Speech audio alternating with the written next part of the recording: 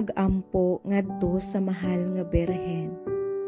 Sa ngalan sa Amahan, sa Anak ug sa Espiritu Santo.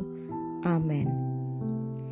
O akong Rayna, o akong Inahan, akong itugyan kanimo ang akong tibuok nga kinabuhi, agig papakita sa akong pag-unong kanimo.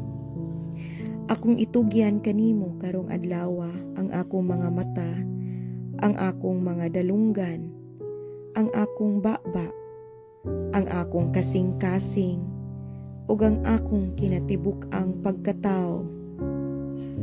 Busa akong Inahan, sanglit imuha man ako, alimahi ug panalipdi ako, isip imong anak. Amen. Sa ngalan sa Amahan, sa Anak ug sa Espiritu Santo. Amen.